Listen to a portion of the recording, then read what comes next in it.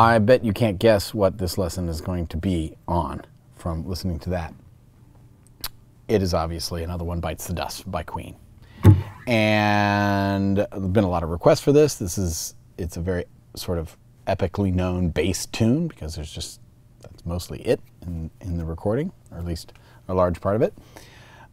So here it is. It's in the key of F. So this makes it a little bit of a stretch, especially on a long scale bass like a precision bass. Reaching the first riff, it's a 3-fret stretch, and that can be a bit of a stretch for some folks. If you're gifted with immensely long fingers, then there won't be so much of a problem. So.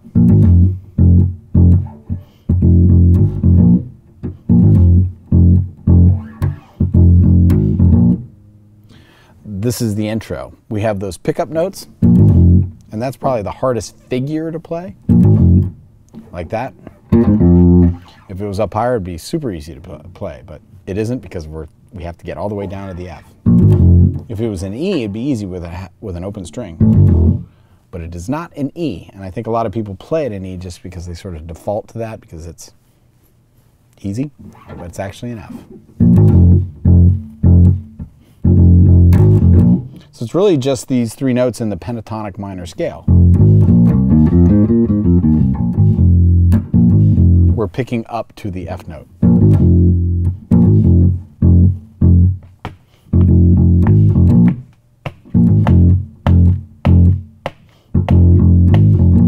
Like that.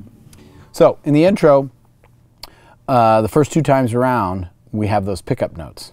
And then we no longer have them on the 3rd, 4th, and 5th times. The next 3x repeat does not have those pickup notes. That's super specific to the recording. That's the way he played it. That's the way it is.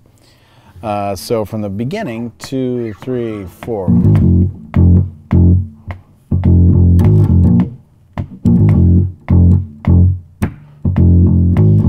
Now here we go. The rest of the intro. No pickup. One more time. And here we are, verse.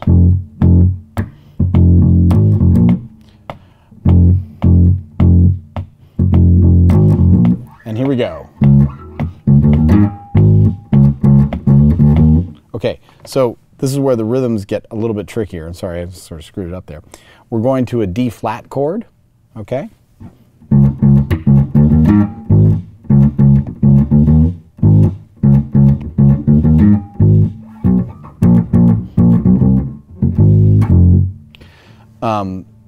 These syncopated 16th note rhythms are tricky to read at first. And part of what I'm doing in here is these notes are very short and staccato, so that's why I'm writing it a certain way with the rests in between some of these 16th notes, so you play it super tight. The 8th notes are marked as short notes. So let's start again here at the D flat. I'll slow the rhythm down and play just the first 2 bars. We'll break it down a little bit.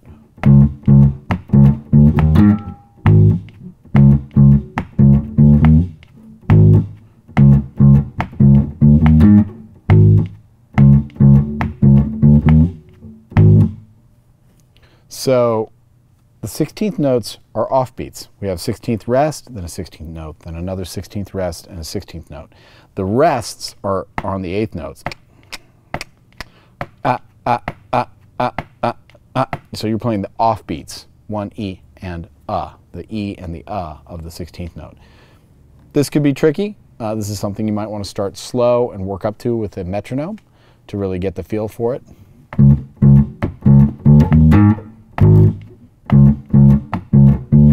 And that first figure, sort of everything's offbeat.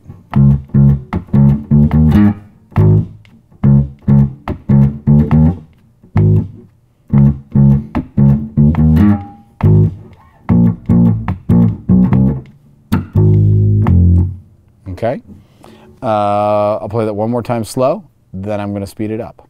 2, 3, D flat.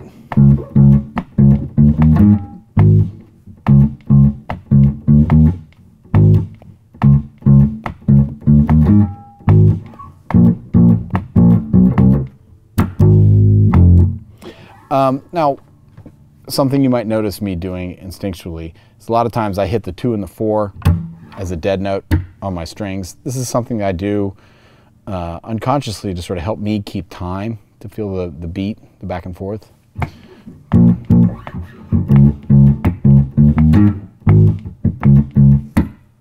I'm hitting the 1, 2. It's just something I do instinctually. It's not part of the part, so forgive me for that. It's something I see a lot of bass players doing it. It's just a good way to keep your time going and feel in with the groove. All right, so let me speed it up a little bit here now. 2, 3, 4.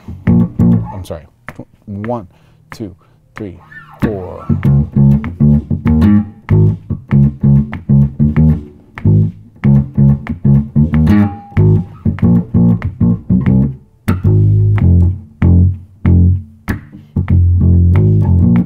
And that's really not even to full speed yet. If we really get it going.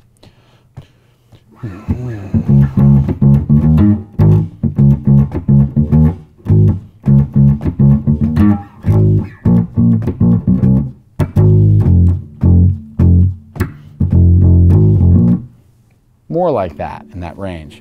So again, this might be, because of how syncopated it is, something you really got to work up to with the metronome.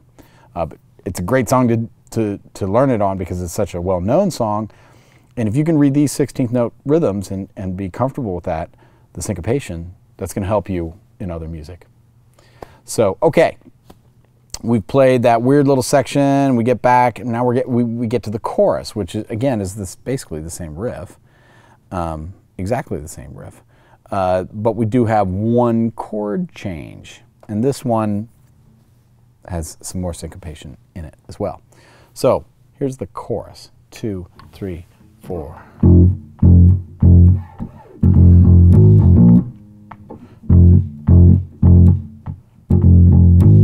Third time. Here's the chord change.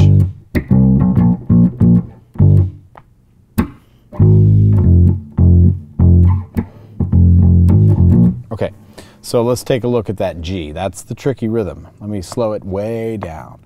1, 2, ready, go.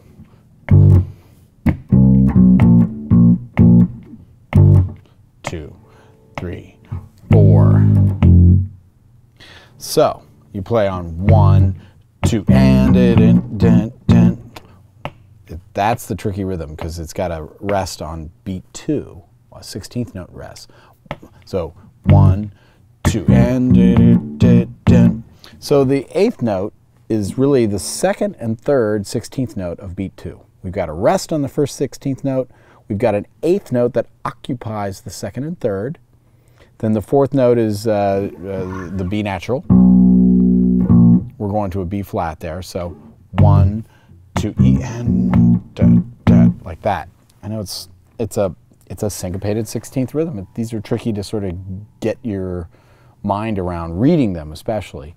But you know what this sounds like and you can play with the record, so it's a good way to correlate the written page with what you're hearing and what you're used to remembering with this song. So, bum, 1, 2, 3, quarter note. Now I could have written the G, the downbeat of the G, as a quarter note with a short indication on it. But they're super short, so I figured the 8th note was really the way to go. It's just a super tight note. That might make it a little bit easier to read, maybe, but because you won't have that extra 8th note rest.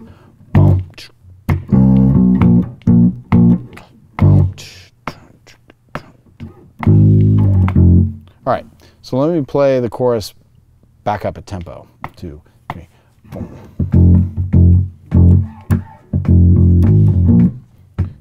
Second time. Third time. here we go. 2, 3, 4.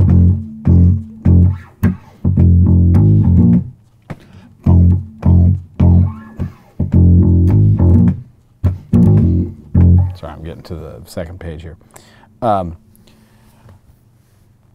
Once you get through the chorus, that's it. Basically, this song goes on and on and on and on with that bass line, and there's a lot of weird, remixing and breaks, drum break and that. I didn't chart all that sort of stuff out. This is all the rhythms and all the figures that are used throughout the song. So this gets you through the complete arrangement without any additional riffage or things. A lot of interesting syncopated 16th note rhythms in this. So even though, yeah, it's just another one bites the dust, it should be super simple, there's some tricky rhythms in there, and to play them well, it's going to take some practice. So enjoy that. Hope all the people who requested this are getting what they want out of it.